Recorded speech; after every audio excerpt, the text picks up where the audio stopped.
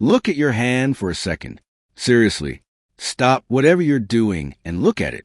Whatever shade it happens to be, whether it's pale enough to burn after 10 minutes in the summer sun or dark enough to barely notice that same sunlight at all, that color didn't appear by accident. It didn't happen because nature felt creative. It wasn't random. And it certainly wasn't a cosmetic decision. The color of your skin is the result of one of the longest-running survival experiments in human history. An evolutionary negotiation that lasted hundreds of thousands of years between your ancestors and a giant nuclear reactor sitting 93 million miles away. The sun. And here's the strange part. The sun never cared. It never chose sides. It never favored one group over another. It simply blasted Earth with energy day after day, year after year, millennium after millennium. Humans did the adapting. But to understand how we got here, we have to go back. Way back, far beyond recorded history, beyond the pyramids, beyond agriculture, beyond cities, kingdoms, and languages, back to a time when every human being on Earth shared something in common. Around 300,000 years ago, modern humans first appeared in Africa. These early Homo sapiens lived in a world completely different from ours. There were no roads, no houses, no medicine, no sunscreen, no grocery stores, no air conditioning, and absolutely no way to escape the environment. If the climate changed, you adapted or you died. Those were the options. Now here's something many people don't realize. Every one of those early humans had dark skin. Every single one. Not most. Not nearly all. All of them. If you could travel back in time and visit the earliest members of our species, you wouldn't find fair-skinned populations scattered around Africa. You wouldn't find blonde hair or pale complexions. Those traits didn't exist yet. The entire human species was dark-skinned. That fact alone tells us something important. It tells us dark skin wasn't a minor feature. It wasn't a coincidence. It was a solution. Because evolution rarely spends hundreds of thousands of years preserving something unless it's doing an extremely important job. And dark skin was doing one of the most important jobs imaginable, protecting life itself. To understand why, we need to talk about something invisible, ultraviolet radiation. Every second of every day, the sun sends an enormous amount of energy toward Earth. Some of that energy reaches your skin. You can't see it. You can't feel most of it. But it's there. And biologically speaking, it's dangerous. Ultraviolet radiation breaks chemical bonds. It damages cells. It mutates DNA. It essentially acts like a tiny molecular wrecking ball, smashing into your tissues over and over again. If enough of that damage accumulates, cells begin malfunctioning. Sometimes they begin reproducing uncontrollably. That's cancer. And cancer is ancient. Long before humans existed, ultraviolet radiation was already damaging living organisms, which means evolution had millions of years to develop defenses. One of the most effective defenses it ever produced was melanin. Melanin is the pigment responsible for skin color. The more melanin you produce, the darker your skin appears. But melanin isn't there for decoration. It's there because it absorbs ultraviolet radiation before it can penetrate deeper into the body. Think of it as biological armor, or perhaps an incredibly sophisticated sunscreen that your body manufactures on its own. The darker the skin, the more protection that armor provides. And in Africa, where humanity evolved, that protection was invaluable. Many regions near the equator receive some of the highest ultraviolet radiation levels on the entire planet. Day after day, year after year, generation after generation, early humans lived under that intense sunlight with little protection from the elements. They spent enormous amounts of time outdoors, hunting, gathering, traveling, surviving. The sun was constantly beating down on them. In that environment, people with more melanin had a significant advantage. Their DNA suffered less damage. Their skin was better protected. They stayed healthier.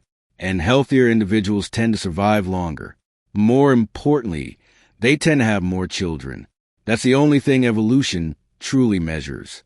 Not intelligence, not beauty, not strength, not popularity. Reproductive success. Can you survive long enough to pass your genes to the next generation? If the answer is yes, Evolution tends to keep your traits around. If the answer is no, those traits gradually disappear. It's a brutally simple system. And under the African sun, dark skin kept winning. Generation after generation.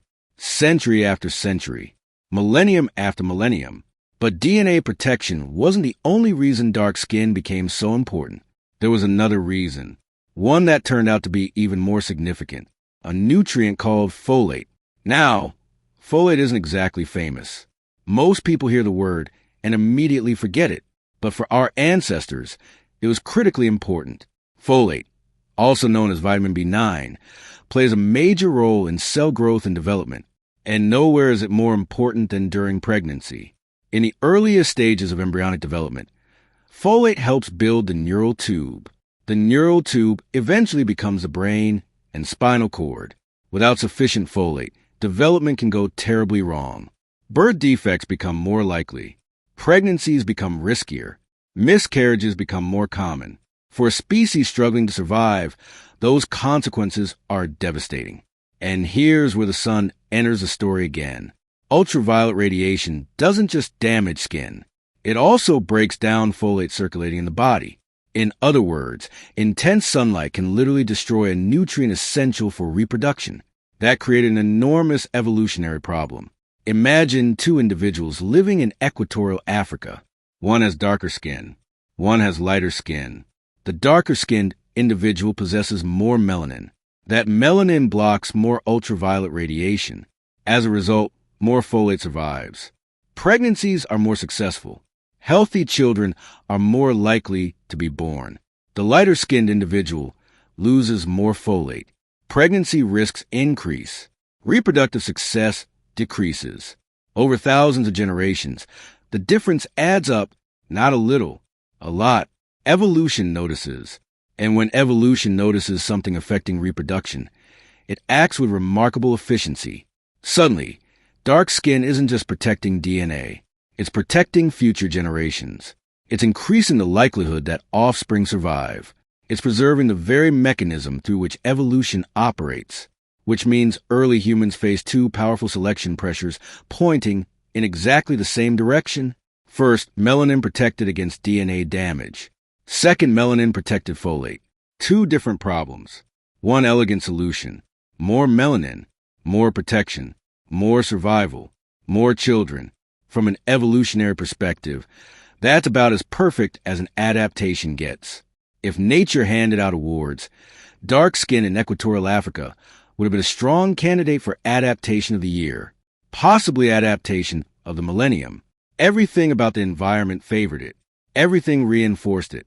Everything rewarded it. And for a very long time, nothing challenged it. But then something happened. Something that would eventually change the appearance of millions of people. Not overnight.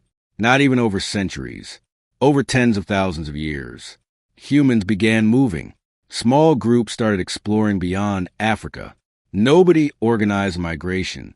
There was no leader announcing a grand journey. There were no maps, no destination, just countless small movements accumulating across generations. One group moved slightly farther than their parents.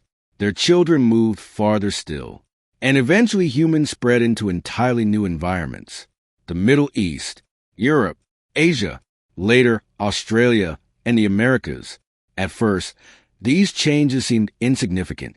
The same species, the same biology, the same dark skin that had served humanity so well. But as people moved farther from the equator, they encountered something fundamentally different. The sunlight changed. The sun itself hadn't changed. It was still producing exactly the same energy. But the way that energy reached Earth's surface was different. At higher latitudes, sunlight strikes the planet at a lower angle. That means ultraviolet radiation must travel through more atmosphere before reaching the ground. Much of it gets filtered out. The farther north you travel, the weaker UV exposure becomes. Suddenly, humans found themselves living in environments where sunlight was no longer overwhelming. In some places, it became scarce. Winters lasted months. Cloud cover became common. Days grew shorter. Entire seasons passed with limited sunlight. And for the first time in human history, the adaptation that had been so beneficial began creating problems. Not because dark skin stopped working. It still worked perfectly. The problem was that the environment had changed. The rules were different. And evolution was about to face one of the most fascinating trade-offs in biology. Because the same melanin that protected people from dangerous ultraviolet radiation also blocked something humans desperately needed. Something essential for survival. Something called vitamin D. Vitamin D doesn't get nearly as much attention as it deserves. Most people think of it as just another vitamin. Something listed on the back of a supplement bottle. Something your doctor occasionally mentions during a checkup, but from an evolutionary perspective, vitamin D is a big deal, a very big deal, because without it, the human body starts falling apart. And unlike many nutrients, vitamin D is unusual.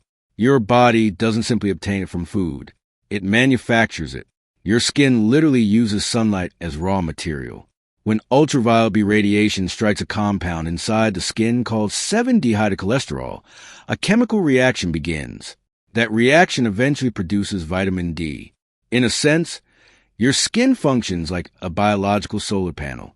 It captures energy from the sun and converts it into something your body can use. It's an elegant system, but like all systems, it depends on having enough input. And in northern environments, input became a problem. The farther humans traveled from the equator, the less ultraviolet radiation was available. Long winters reduced exposure even further.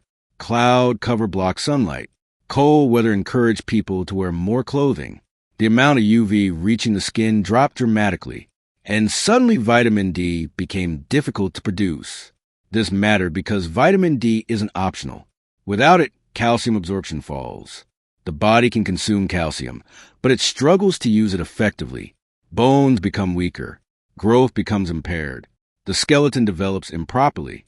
In children, severe vitamin D deficiency causes a disease called rickets. Rickets softens developing bones. Legs bend outward. The spine curves.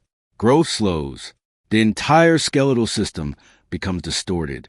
For prehistoric populations, this wasn't merely a health problem. It was a survival problem.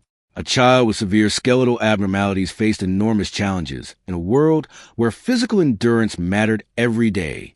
But adults weren't immune either. Women suffered particularly serious consequences. Vitamin D deficiency could soften the pelvic bones, creating complications during childbirth. And childbirth was already one of the most dangerous events in prehistoric life. Anything that increased maternal mortality had enormous evolutionary consequences. Women who survived childbirth passed on their genes. Women who couldn't. Evolution notices differences like that very quickly. Now imagine two individuals living in Northern Europe 40,000 years ago. One is very dark-skinned. The other has slightly lighter skin due to a random mutation. Neither person knows it. Neither person chooses it. Neither person understands genetics. But biology doesn't care about understanding. It only cares about outcomes. The lighter-skinned individual absorbs slightly more UV radiation, produces slightly more vitamin D, develops slightly healthier bones, experiences slightly better reproductive success. Those advantages are small, almost invisible. But evolution doesn't operate in years. It operates in generations. A tiny advantage repeated thousands of times becomes a major change. Generation after generation, mutations that reduce melanin spread through northern populations, not because anyone preferred them, not because of culture, not because of beauty standards, because they worked. And in evolution, what works survives. What doesn't eventually disappears. The fascinating thing is that evolution wasn't trying to create lighter skin. Evolution has no goals, no plans, no destination. It wasn't aiming for a particular appearance. It was solving a problem. The problem was vitamin D. Lighter skin was simply one solution. And as long as that solution improved survival, it spread, slowly at first, then faster still. But here's where the story becomes even more interesting. For a long time, scientists believed this process happened gradually over tens of thousands of years. The classic picture looks something like this. Humans leave Africa, move north, skin slowly becomes lighter, End of story. Simple, logical, neat. The problem is that reality turned out to be much messier and much more fascinating. Recent advances in ancient DNA analysis have allowed scientists to examine the genetic material of people who lived thousands of years ago. For the first time, researchers could look directly into the past, and what they discovered surprised almost everyone.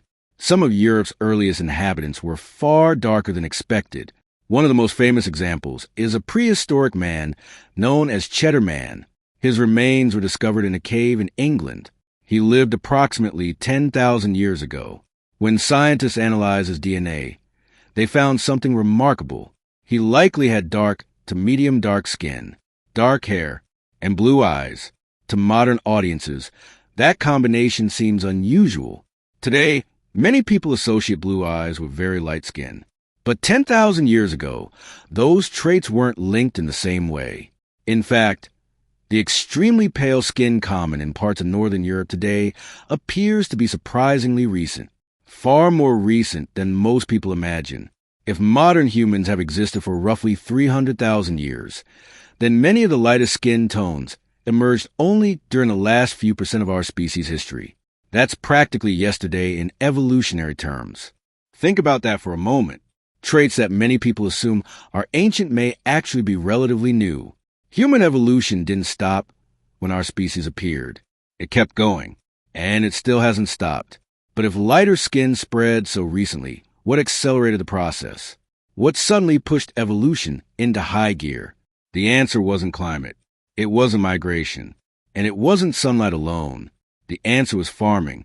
Around 12,000 years ago, humanity underwent one of the most important transformations in history, the Neolithic Revolution.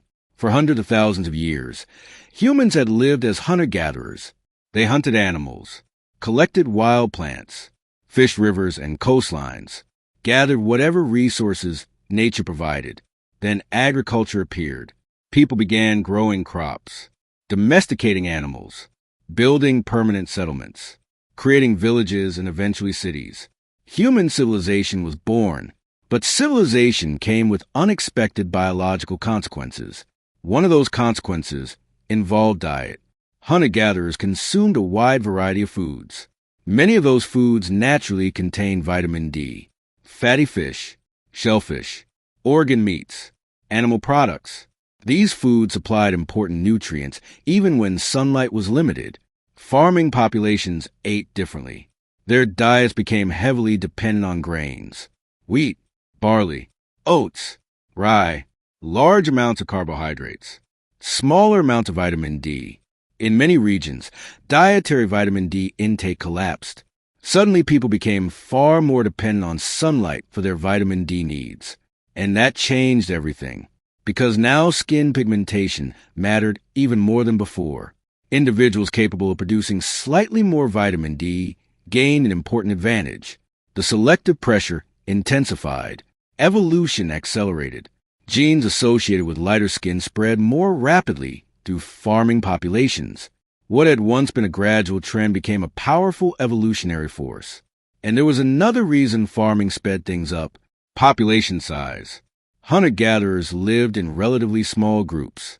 A beneficial mutation might remain isolated for generations. A farming village, however, could contain hundreds of people, multiple villages connected through trade and migration. New genetic variants spread more efficiently. More people meant faster evolution. Beneficial traits moved through populations like ripples across water. The combination was powerful. Lower dietary vitamin D, larger populations, stronger selection pressure. Together, they transformed the genetic landscape of entire continents. And the archaeological record reflects that transformation. Over just a few thousand years, skin pigmentation genes shifted dramatically. The process wasn't random. It wasn't mysterious.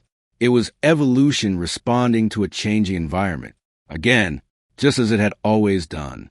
Yet the most remarkable part of the story may be what happened next, because Europeans weren't the only people adapting to lower UV environments. Across Asia, similar changes were taking place. Different populations, different histories, different migrations. Yet Many arrived at a surprisingly similar outcome: lighter skin. But here's the twist. They didn't use the same genes.